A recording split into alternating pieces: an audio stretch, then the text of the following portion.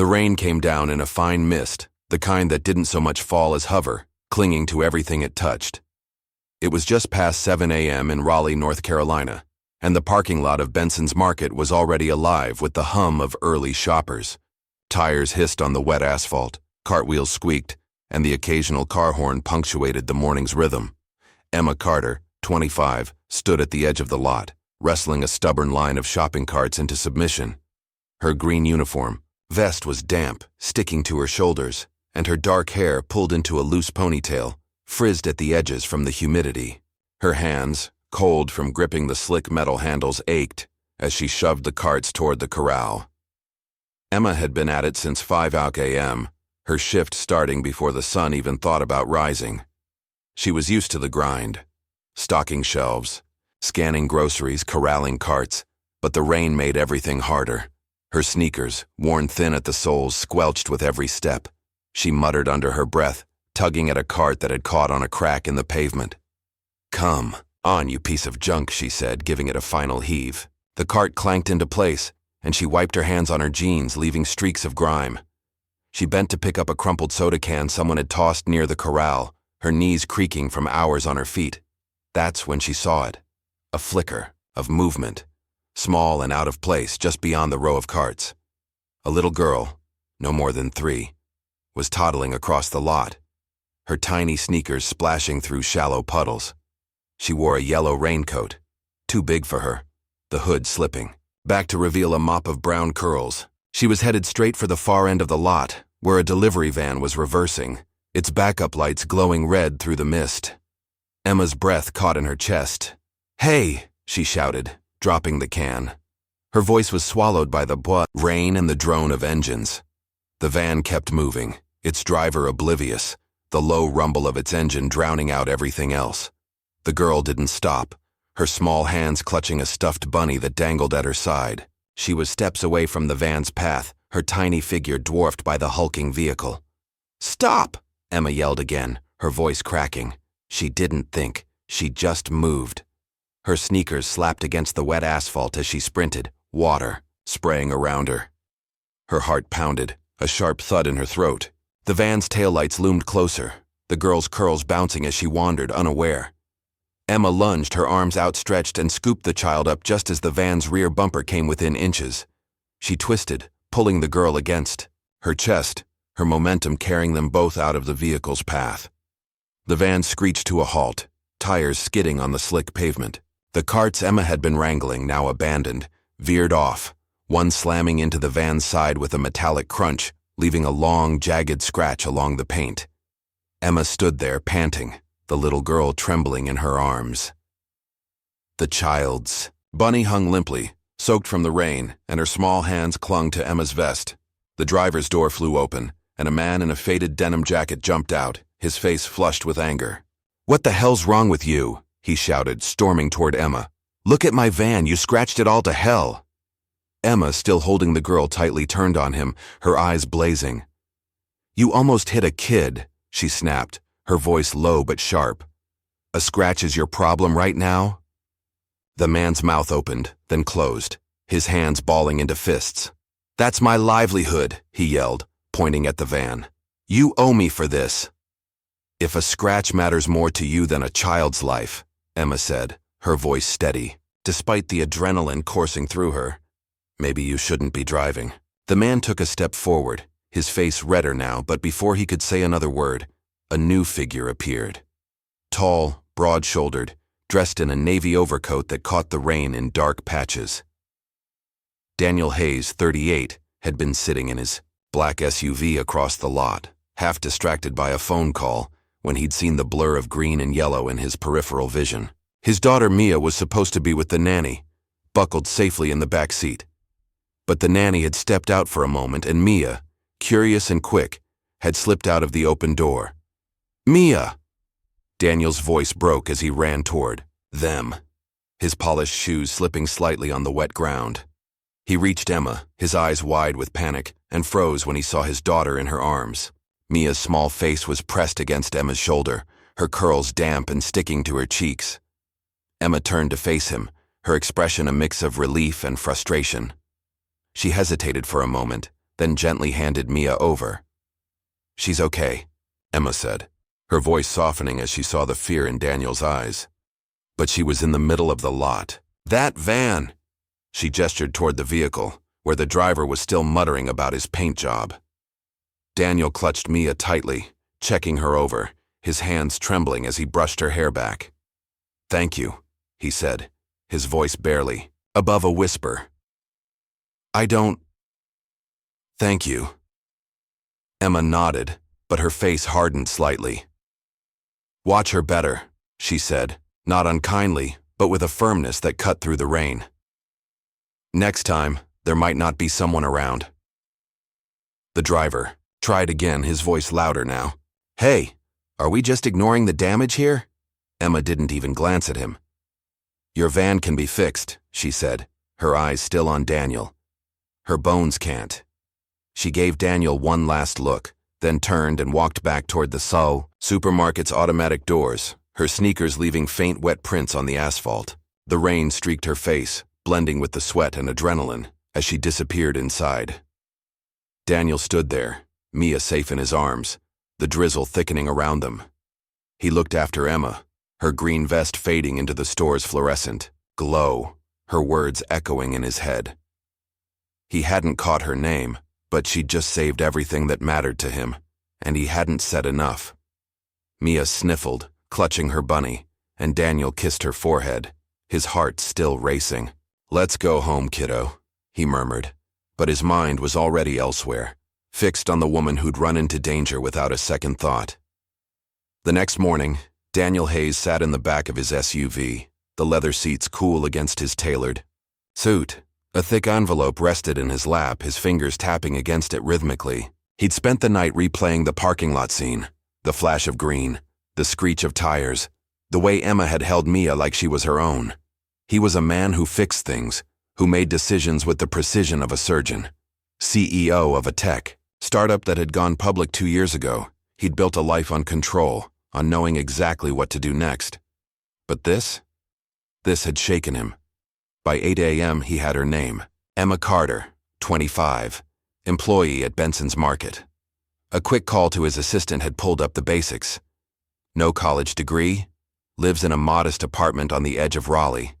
No social media presence, no debts, just a name and a life that didn't scream for attention. It was the kind of simplicity Daniel hadn't encountered in years, and it gnawed at him. He stepped out of the SUV, the envelope tucked inside his coat, and walked into Benson's Market. The store was quieter now. The morning rush still an hour away. Shoppers drifted through the aisles and the fluorescent lights buzzed faintly overhead. Daniel's presence drew glances, his suit, his posture, the way he moved like he owned the place. But he had eyes only for aisle 5, where Emma was restocking cans of soup, her movements quick and precise. He cleared his throat. "Emma Carter?" She turned, her brow furrowing slightly at the sight of him. Her green vest was cleaner today, her hair tied back in a neater ponytail, but her eyes held the same guarded intensity. "Yeah," she said, setting down a can of chicken noodle. "I'm Daniel Hayes," he said, offering a small smile. "Mia's father, from yesterday." Emma's expression softened, but only a fraction. "She okay?" "She's fine. Thanks. To you." He pulled out the envelope and held it out. "I wanted to thank you properly, for saving her." Emma glanced at the envelope, then back at him. She opened it just enough to see the thick stack of bills inside, and her face hardened. "What's this?" "A token of appreciation," Daniel said, his tone earnest. "Please." Emma's jaw tightened. She handed the envelope back, her movements deliberate. "I didn't save your daughter for a reward," she said, her voice steady. "I did it because she was about to get hurt." "I know," Daniel said, quickly. "But this is..." "No," she cut in, her eyes locking onto his. "I don't want it." He blinked, caught off guard. "You don't even know how much it is." "I don't care." Emma set down the box of cans she'd been holding, her hands steady despite the tension in her shoulders. "People assume everything has a price, but what I did wasn't for sale." Daniel stood there, the envelope heavy in his hand. He was used to people accepting his gestures, his money, his influence. But Emma's refusal wasn't just pride, it was principle, and it hit him like a punch he hadn't seen coming. "I didn't mean to offend you," he said finally. "You didn't," she replied, her voice softer now but still firm. "You just reminded me how rare it is to do the right thing for no reason." A customer wheeled past, their cart rattling, and Emma didn't flinch. She resumed stacking cans, her movements calm and unaffected. Daniel stood frozen, the envelope still in his hand, feeling like a man who'd just walked into a room and forgotten why he was there. "You have a beautiful daughter," Emma said quietly, not turning to face him. "She deserves someone who sees her, not just shields her with money." Daniel nodded slowly, the words sinking in. "I saw her," he said, his voice low. I didn't expect someone else would care more in that moment." Emma glanced at him, her eyes searching his face for a moment before she turned away. "I've got work to do," she said, and with that, she walked toward the back of the store, her sneakers squeaking faintly on the linoleum. Daniel watched her go, the envelope still unopened in his hand. For the first time in years, he felt small, not because he had less, but because he'd just been shown how much he lacked. He turned and walked out of the store, the rain now gone, the morning sun breaking through the clouds. But Emma's words stayed with him, sharp and clear, like a bell he couldn't unring. 3 days later, the city park near Daniel's upscale neighborhood was alive with the chaos of a Saturday afternoon. Children's laughter echoed from the playground, and the scent of freshly cut grass mingled with the sweetness of cotton candy from a nearby vendor.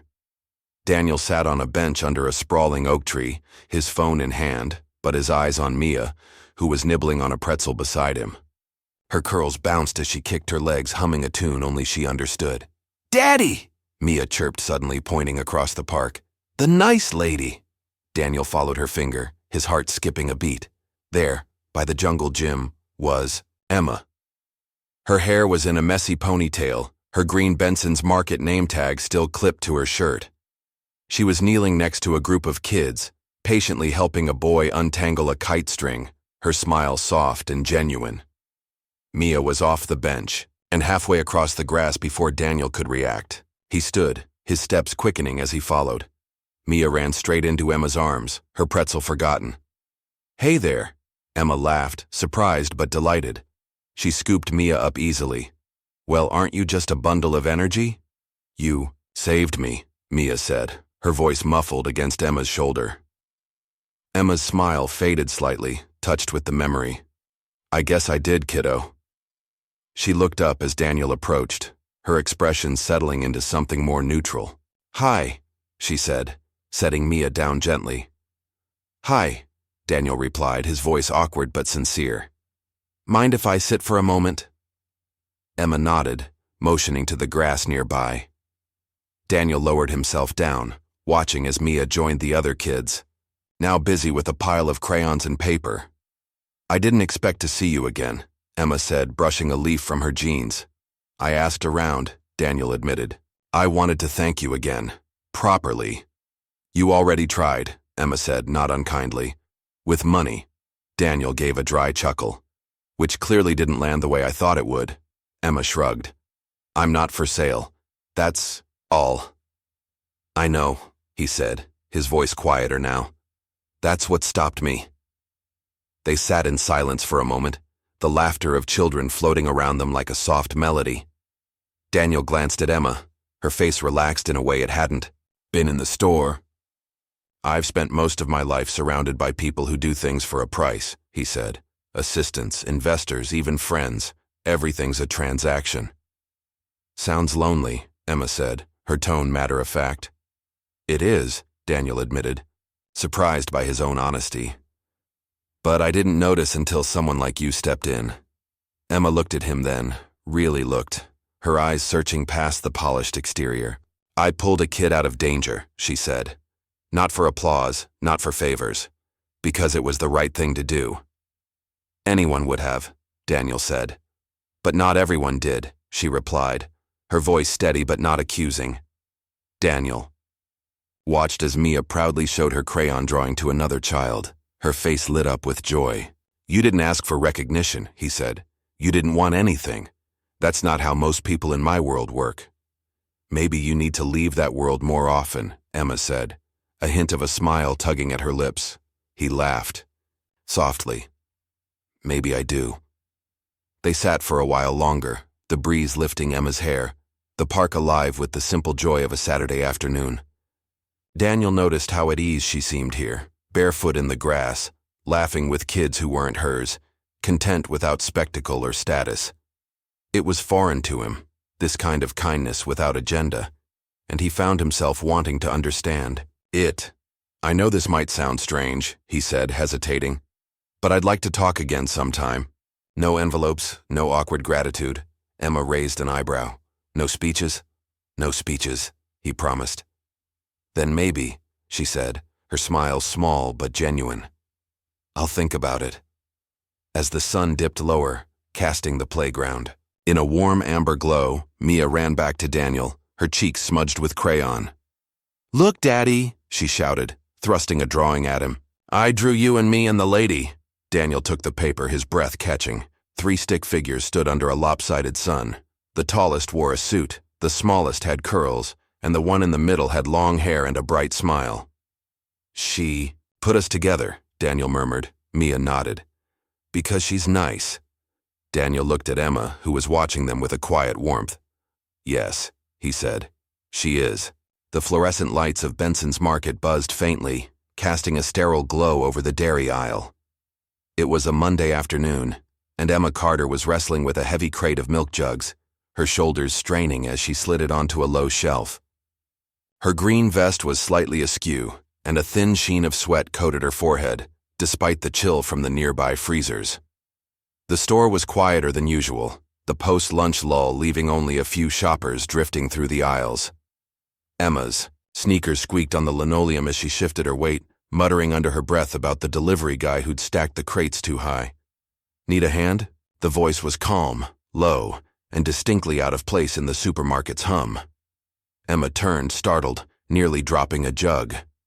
Daniel Hayes stood at the end of the aisle, his navy suit jacket replaced by a rolled-up button-down, the sleeves pushed to his elbows. His polished shoes looked absurd against the scuffed floor, but his hands were bare, his tie gone, and his eyes, usually sharp with the confidence of a man who'd built a tech empire, held a trace of uncertainty.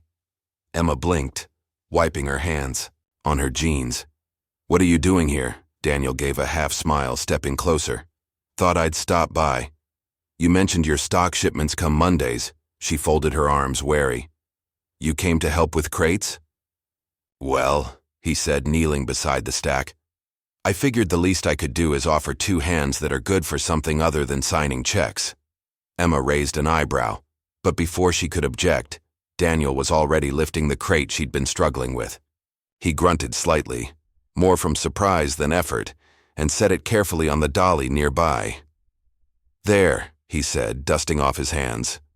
"Not rocket science." Emma snorted despite herself.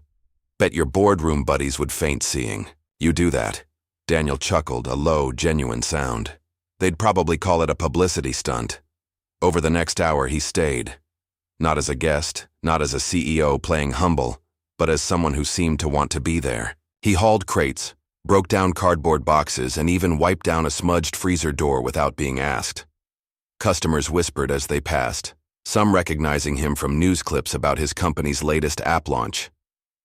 "Is that Daniel Hayes?" an older woman murmured to her husband, her cart pausing in aisle 6. Emma just rolled her eyes and kept stacking yogurt containers.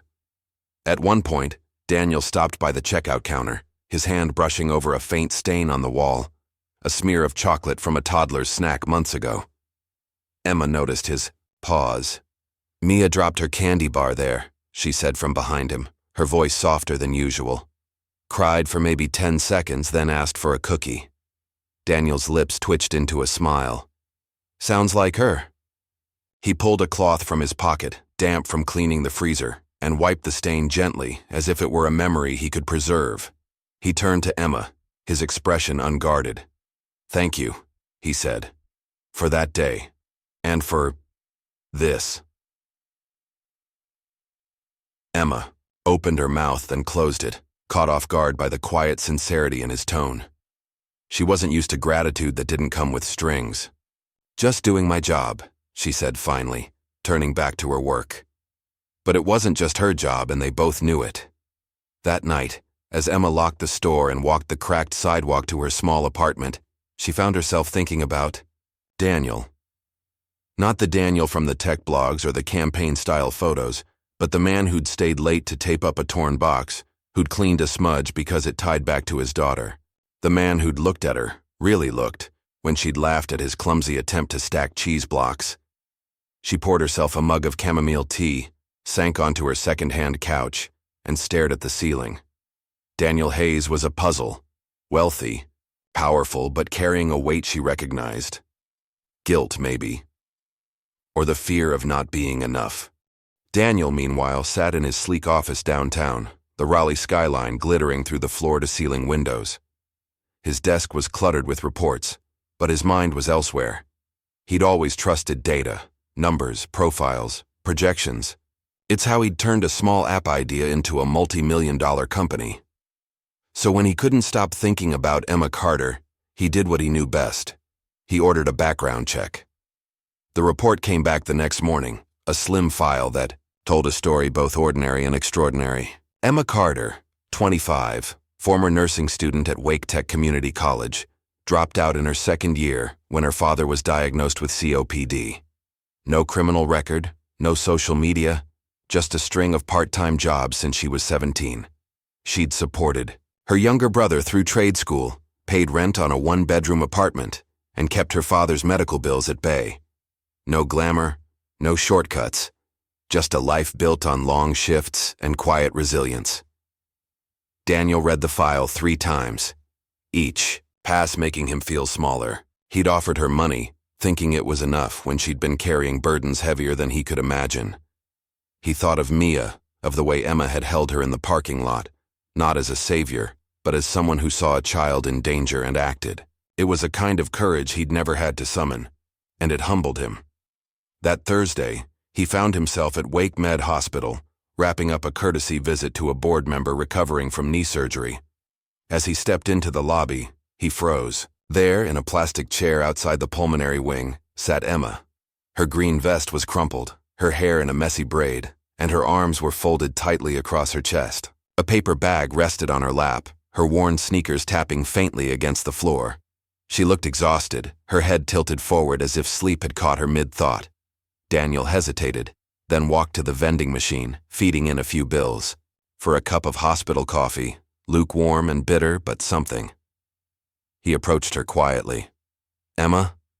She blinked up, disoriented, her eyes narrowing as she recognized him. "What are you doing here?" He offered the cup. "Figured if you're stuck waiting, you might want something terrible to drink." Emma stared at the cup, then at him, her guarded expression softening just a fraction. She took it, her fingers brushing his briefly, and sipped. "Still better than what I make at home," she murmured, a faint smile tugging at her lips. They sat in silence for a moment, the hospital's sterile hum surrounding them. Daniel didn't ask questions. He didn't need to. Emma spoke first, her voice low. "My dad's in there," she said, nodding toward the pulmonary wing. "COPD. Some days he's fine, others he can barely breathe. Today's in between." Daniel nodded, his hands clasped around his own coffee. "I'm sorry," he said, then winced, expecting her to brush it off. She looked at him, her lips twitching into a tired smile. "Everyone's sorry, but thanks for not saying it like it fixes anything." He didn't respond, just sipped his coffee, letting the silence settle. After a moment, Emma spoke again, her voice distant. "He used to fix cars, taught me how to change a tire when I was 10. Now he can't even hold a wrench some days." Daniel watched her, the way her fingers tightened around the cup. "Sounds like he taught you more than tires," she shrugged. But her eyes softened. "Yeah, he taught me to show up no matter what." They sat for a while longer, the hospital's fluorescent lights casting harsh shadows. Emma glanced at him. "I didn't mean to snap at you the other day. At the store, with the envelope." "You didn't snap," Daniel said. You were right. I assumed kindness had a price tag.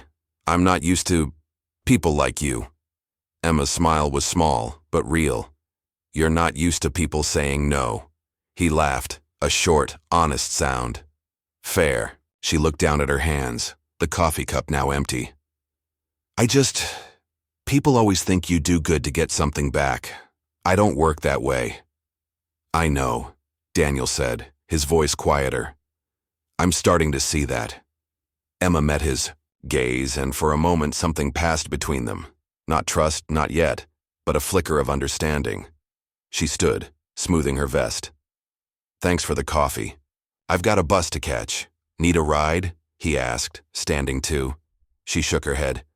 Got the schedule memorized, but thanks. Take care of your dad, he said. You too, she replied, then added, with Mia, I mean.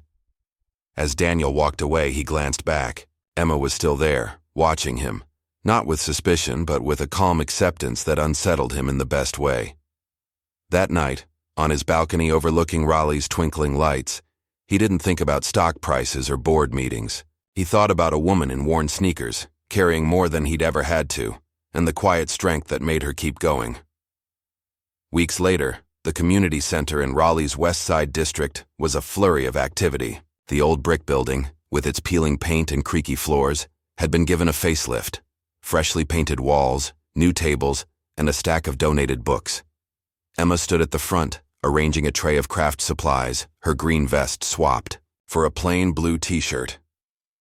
A dozen kids, ages 5 to 10, sat cross-legged on colorful mats, their eyes bright with curiosity. Mia, now a regular fixture, knelt beside Emma, clutching a jar of pebbles and moss for the day's terrarium building lesson. Daniel leaned against the doorframe, arms crossed, watching. It had started with a conversation in the park, a half-formed idea that Emma had shaped into something real. Bright Futures, they'd called it, a program to teach kids practical skills, from cooking to bike repair, things no textbook could cover. Emma had been clear. No cameras, no press releases, just a space where kids could learn and feel seen. Daniel had handled the logistics, donations, permits, volunteers, while Emma built the heart of it, lesson by lesson. Okay, everybody, Emma said, clapping her hands. Today we're making mini gardens. Pick your jar, and let's get dirty. The kids laughed, diving into the supplies. Mia tugged at Emma's sleeve, holding up her jar. Look, Emma, I got a big rock. That's perfect, Emma said, kneeling beside her. Let's add some moss to make it cozy. Daniel watched, a warmth spreading in his chest. Mia had always been his anchor, but since his wife's death 3 years ago, he'd kept her at arm's length, relying on nannies and schedules. Now, seeing her light up under Emma's care, he felt the weight of what he'd missed. He stepped forward, picking up a jar. Mind if I join? Emma glanced at him, a playful smirk tugging at her lips. Think you can handle a little dirt, suit? He grinned. I'm learning. For the next hour, he sat among the kids, his hands clumsy with pebbles and glue. The children giggled at his attempts, and Emma teased him when his moss kept falling. Out. You're hopeless, she said, but her eyes were warm. After the class, they stayed to clean up, stacking chairs and sweeping glitter from the floor. Mia ran off to play with a few lingering kids, her laughter echoing. Emma wiped her hands on her jeans and turned to Daniel. You didn't have to stay. I wanted to, he said simply. He hesitated, then added, I've been thinking about what you said, about leaving my world more often. Emma raised an eyebrow. And this, he gestured to the room, feels more real than any boardroom I've ever been in. She studied him, her expression unreadable. You're not what I expected, she said finally. Neither are you, he replied. They worked in silence for a while, the only sounds the rustle of paper and Mia's distant giggles. Daniel broke the quiet. I used to think I had it all figured out. My company, my schedule, my life. But that day in the parking lot, I realized I was just going through the motions.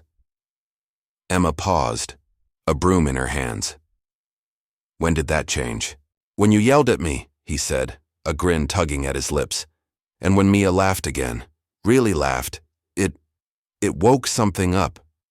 Emma's expression softened, but she didn't respond. She didn't need to. The way she looked at him, steady and unguarded, said enough. Months passed and bright futures grew. Classes moved from the community center to local libraries and church basements, each session drawing more kids. Emma taught with a passion Daniel hadn't seen in his boardrooms, her lessons infused with a warmth that made every child feel valued. Daniel took on the behind-the-scenes work, securing grants, coordinating volunteers.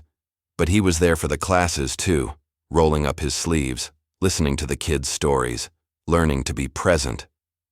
Mia was the heart of it all. She ran into each class like it was home, her bunny now a permanent fixture.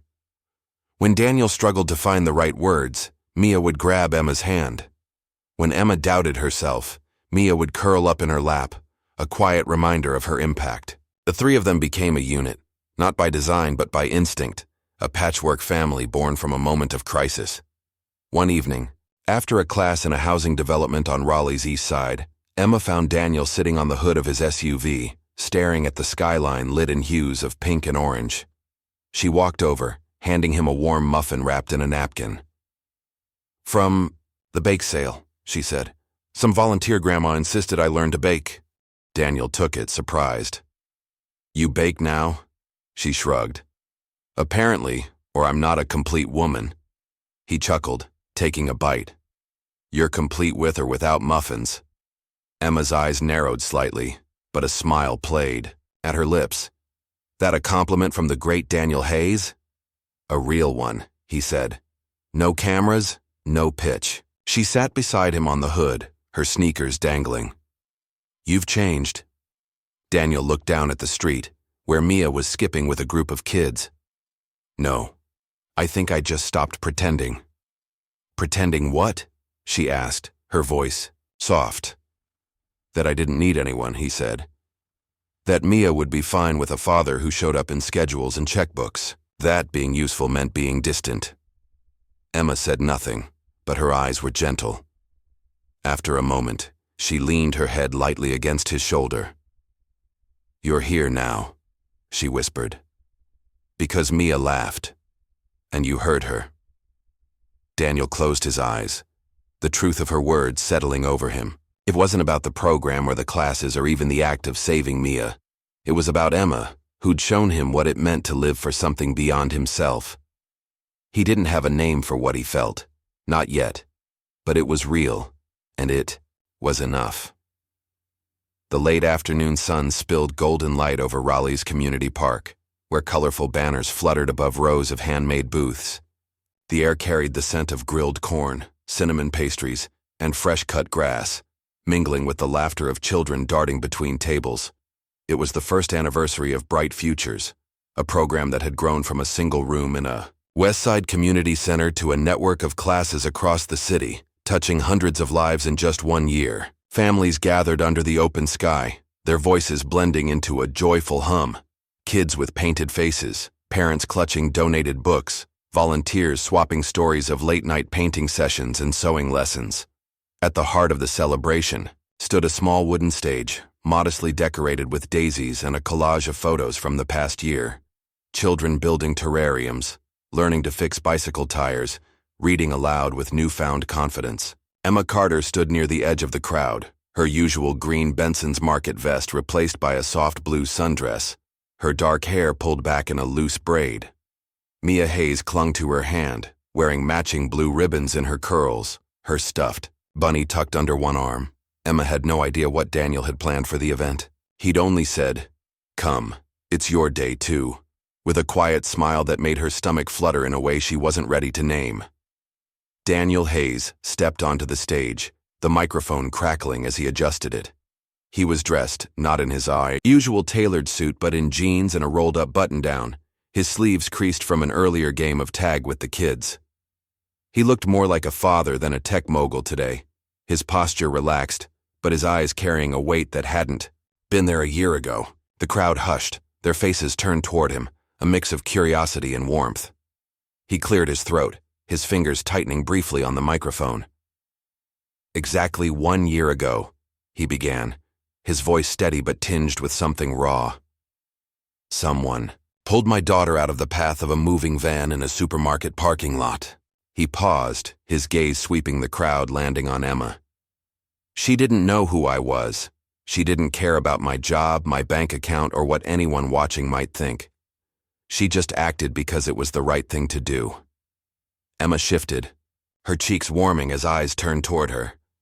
Mia squeezed her hand, beaming up at her, oblivious to the attention.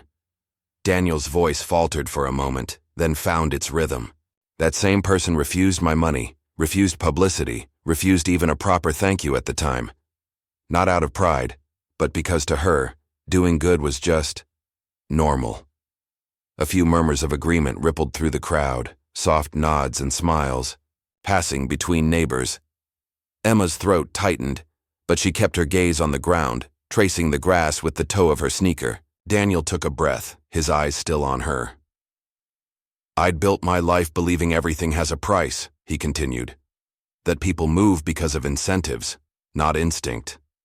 But that day shattered that idea because someone chose to help a child, not for gain, not for recognition, just because she needed it. He stepped closer to the edge of the stage, his voice softening. That person saved my daughter, Mia. But she also saved me. She showed me what it means to care without calculation, to act without an agenda. His gaze locked onto Emma's, steady and unguarded. Thank you, he said, the words carrying across the crowd like a quiet vow. Thank you for not walking past, for not assuming someone else would step in, for not waiting for someone more qualified or more rewarded. Tears welled in Emma's eyes, but she blinked them back, her jaw tight. Mia tugged at her hand, whispering, "That's you, Emma." And Emma managed a small smile, brushing the girl's curls back. Daniel's voice grew softer still. Thank you for teaching me that kindness needs no currency. That love, in its purest form, asks nothing in return. The crowd was silent now, the weight of his words settling over them. Daniel stepped down from the stage, his movements deliberate, and made his way through the parting crowd toward Emma. People watched, their whispers fading into a respectful hush. He stopped in front of her, his hands in his pockets, his expression open in a way she'd never seen before. You didn't save Mia because it was your job, he said, his voice low enough that only she could hear. You saved her because it was right. And that brought me back to life. Emma's breath caught, her fingers tightening around Mia's small hand. She wanted to say something, anything, but the words wouldn't come. Instead, she reached out, her hand finding his, not in thanks or obligation, but in something simpler, something deeper. No words were needed, because sometimes the greatest truths are felt, not said. The music resumed, a lively folk tune drifting from a nearby speaker, and the festival's laughter returned. Children chasing each other with balloons, parents sharing plates of food. But for Emma and Daniel, the moment lingered, a quiet island in the sea of celebration. Mia looked up at them, her eyes bright, and tugged at Daniel's sleeve. Daddy, can Emma come to our house for dinner? Daniel glanced at Emma, a hesitant smile tugging at his lips. We'll see, kiddo, he said, ruffling Mia's hair, but you'll see her tomorrow. Okay. Mia chirped, then ran off to join a group of kids painting rocks at a nearby booth. Emma let go of Daniel's hand, her cheeks still warm. You didn't have to do that, she said, nodding toward the stage. The speech. I did. He replied, his voice firm but gentle. Not for you, for me. I needed to say it. She studied him. The man who'd once offered her an envelope of cash, now standing in jeans and scuffed shoes, his eyes carrying a sincerity she hadn't expected a year ago. You're not what I thought you were, she said finally. Neither. Are you? He said. And the words felt like a bridge, small but sturdy, between their worlds. The months that followed were a blur of growth and quiet change. Bright Futures expanded, its classes now a staple in Raleigh's underserved neighborhoods. Emma led with a passion that seemed to come from somewhere deeper than her own exhaustion, teaching kids how to cook simple meals, repair a flat tire, or read with confidence. Daniel handled the logistics, securing grants, coordinating with local schools, building a network of volunteers. But he was there for the classes too, often sitting among the kids, his tie loosened or gone entirely, learning to laugh at himself. When he botched a recipe or fumbled a screwdriver, Mia was their center, her joy infectious. She'd run into each class with her bunny in tow, her laughter pulling Emma and Daniel closer in ways neither had planned.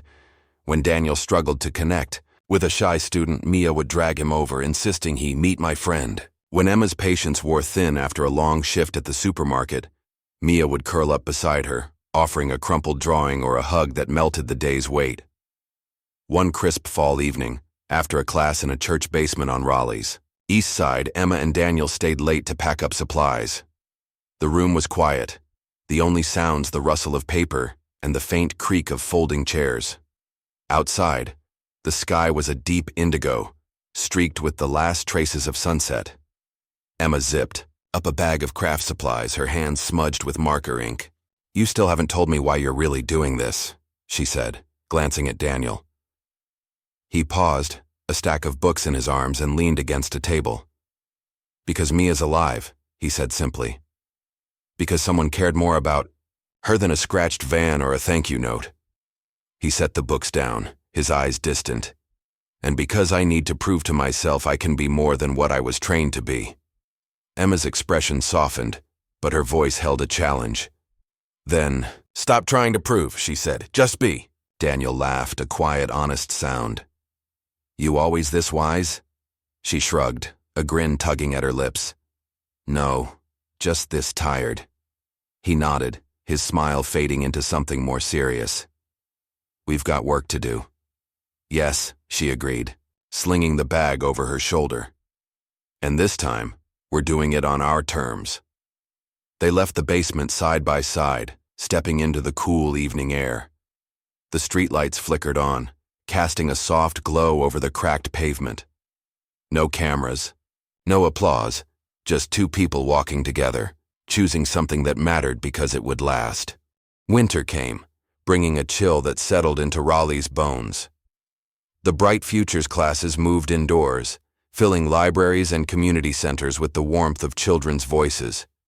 Emma stood at the front of a small room in a downtown library, guiding a group of kids through a lesson on making birdhouses from recycled materials. Mia, now a confident 4-year-old, sat at the front, her bunny perched on her lap as she hammered a nail with surprising precision. Daniel watched from the back, his coat draped over a chair, his hands clasped loosely in front of him. He'd become a familiar sight at these classes, no longer the polished CEO, but a man who showed up, who listened. He'd learned to step back, to let Emma lead, to trust the process she'd built with her quiet, steady hands. But today, his eyes were on her more than the kids, tracing the way she knelt beside a nervous boy, her voice soft as she showed him how to hold the hammer. After the class, as parents arrived to pick up their kids, Emma and Daniel lingered, stacking chairs and sweeping sawdust. Mia ran up holding a lopsided birdhouse painted bright blue. "Look, Daddy, Emma helped me." "It's perfect," Daniel said, crouching to admire it. He glanced at Emma, who was wiping her hands on her jeans. "You're good at this." She shrugged, but her smile was warm. "They make it easy." They stepped outside, the air sharp with the promise of snow. Mia skipped ahead, her birdhouse clutched tightly, singing a song about robins and sparrows. Emma pulled her jacket tighter, her breath visible in the cold. "She loves you," Daniel said suddenly, his voice low. Emma glanced at him, then at Mia, her expression softening. "I love her too." They walked in silence for a moment, the crunch of their footsteps blending with Mia's singing. Daniel broke the quiet. "I used to think I was doing okay," he said. "Had everything under control, my company, my schedule, my life. But it wasn't living. It was just maintenance." Emma turned to him, her brow raised. "When did that change?" "The day you yelled at me in the parking lot," he said, a grin flickering across his face. Her laugh was loud and unexpected, cutting through the cold. "And every time Mia laughs," he added, "that sound, it cracked, something open, like someone turned the lights back on." Emma's smile faded into something softer, her eyes searching his. "You're not hiding anymore," she said. He looked down at his hands, the calluses new from months of carrying boxes and hammering nails. "No," he said. "I'm not." Mia ran back, tugging at Emma's sleeve. "Can you come to our house? For hot chocolate?" Emma hesitated, glancing at Daniel. He raised an eyebrow, leaving the choice to her. "Maybe," she said, crouching to Mia's level. "If your dad says it's okay." "It's okay," Daniel said quickly, then added with a grin, "as long as you don't make me drink hospital coffee again." Emma laughed, the sound bright against the winter air. "Deal." The following spring, Bright Futures held its second anniversary in the same community park, now bursting with new flowers and the hum of a larger crowd. The booths were more elaborate this year, with volunteers teaching kids to weave bracelets, plant seedlings, and bake cookies in portable ovens. Emma moved through the crowd, her sundress replaced by a t-shirt and jeans, her hair loose and catching the sunlight. Mia trailed behind her, handing out flyers she decorated with crayon hearts. Daniel stood near a booth, helping a group of kids assemble kites, his hands steadier now with string and wood. He'd stepped back from his company's day-to-day operations, delegating to his team to spend more time with Bright Futures. And with Mia. The change hadn't been easy. Board members had raised eyebrows, investors had questioned his focus, but every time he saw Mia's smile or heard Emma's voice guiding a class, he knew he'd made the right choice. As the sun dipped low, casting the park in a warm amber glow, Emma found him by the stage, where a volunteer band was setting up. She handed him a bottle of water, her fingers brushing his. "You're getting better at this," she said, nodding toward the kite he'd just finished. "Learning from the best," he replied, his eyes on her. She rolled her eyes but smiled. "You're not as hopeless as I thought." They stood together, watching Mia run through the grass with a group of kids, her kite trailing behind her. The crowd's laughter blended with the music, a soft melody that felt like home. Daniel turned to Emma, his voice quiet. "I live now," he said. "Because of Mia. Because of you." Emma's breath caught, but she didn't look away. "You live now," she said, her voice barely above a whisper. "Because you chose to." He nodded, the weight of her words settling into him. It wasn't about the program or the classes or even the day in the parking lot. It was about a woman who'd shown him what it meant to show up, to care without counting the cost. And it was about a man who'd learned to listen, to feel, to be more than his title or his wealth.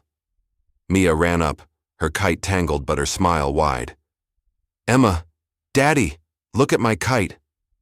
She held it up, the string knotted but the colors bright. "It's beautiful," Emma said, kneeling to help untangle it. Daniel joined her, their hands brushing as they worked together, Mia giggling between them. As the festival wound down, the three of them sat on a blanket under an oak tree, Mia nestled between them, her head resting on Emma's shoulder. She clutched a drawing she'd made earlier, a family of stick figures under a wobbly sun, one with curls, one in jeans, and one with a kite.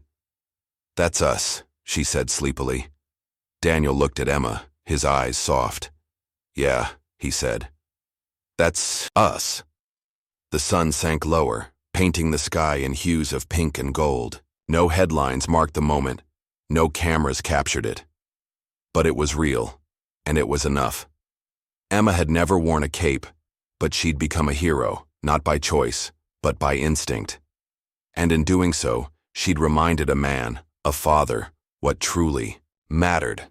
Not wealth, not influence, but the courage to do what was right, even when no one was watching.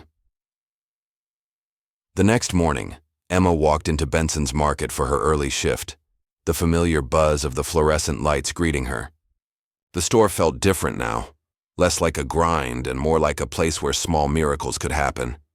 She tied on her green vest, her fingers lingering on the name tag, and smiled to herself.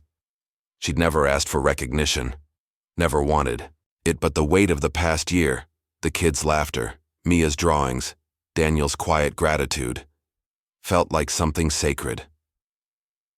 Daniel arrived an hour later, Mia in tow, carrying a small box of donuts from a local bakery. "Thought you might need a break," he said, setting the box on the counter. Emma raised an eyebrow, but her smile was warm. "Trying to bribe me again?" "No bribes," he said, his hands raised in mock surrender. "Just breakfast." Mia tugged at Emma's vest. "I picked the chocolate one for you." Emma laughed, taking the donut Mia offered. "Your trouble, you know that?" They sat behind the counter during Emma's break, sharing donuts and stories. Mia's chatter, filling the space. The store hummed around them, customers passing by, carts rattling, but for Emma, Daniel, and Mia, it was just them. A family not bound by blood but by something stronger, something built on trust and time. As Emma returned to her shift, Daniel lingered, watching her with a quiet intensity. "You've changed everything," he said, almost to himself.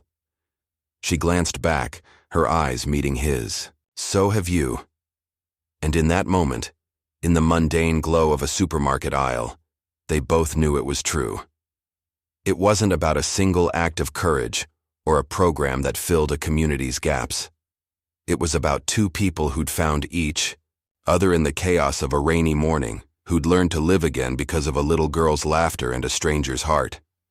It was about love, not the kind shouted from stages, but the kind that grew quietly, steadily, and stayed.